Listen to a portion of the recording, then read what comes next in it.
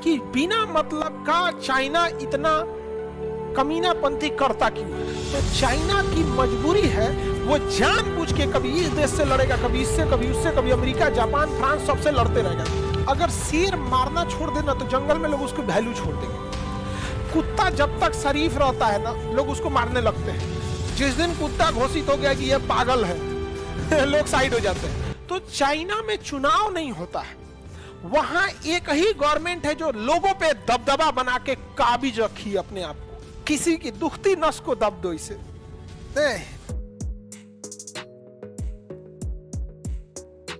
तिब्बत एक देश था, कौन कब्जा लिया?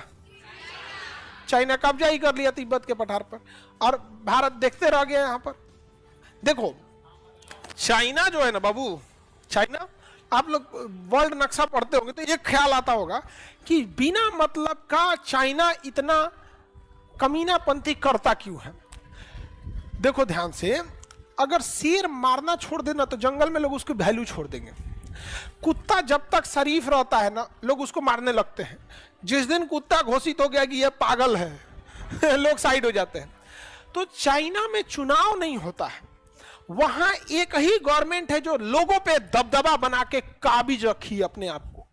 तो दो ही शर्त है जब आप किसी को ऊपर, सरकार दो ही तरीका है कि जब पूरे देश के ऊपर कंट्रोल कर सकती है। पहला, पैसा गवर्नमेंट के पास ज्यादा हो। जब गवर्नमेंट के पास अथाह पैसा रहेगा ना, पुल बना दो, ब्रिज बना दो, 24 घंटा बिजली दे दो, वाईफाई दे दो, कनेक्शन दे दो, नौकरी दे दो, बिजनेस दे दो, धड़ाधड़। जब लोग आपस में खुश रहेंगे ना तो ज्यादा शिकायत नहीं करेंगे। इसलिए देखिएगा, बड़े बड़े लोगों को मतलब नहीं होता कि कांग्रेस की सरकार है कि बीजेपी की है।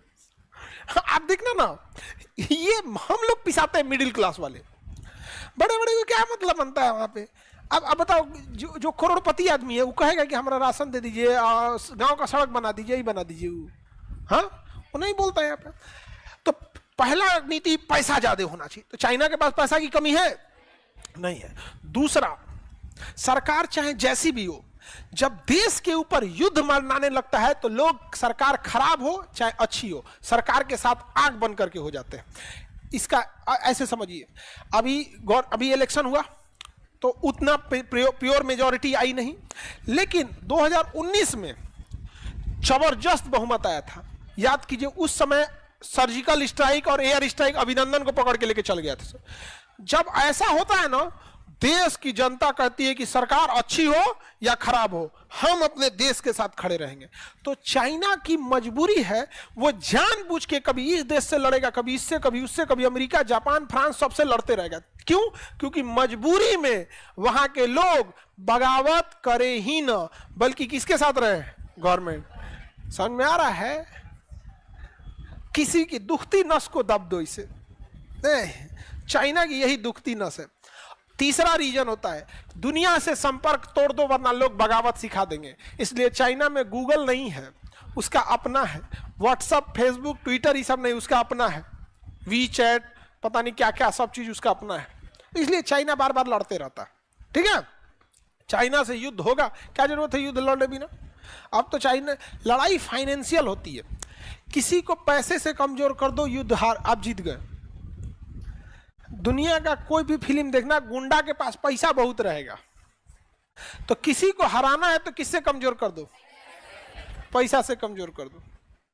अगर आपके पास पैसा है, किसी को दे दीजिए, दो हाथ दे के चल आएगा। नहीं समझे?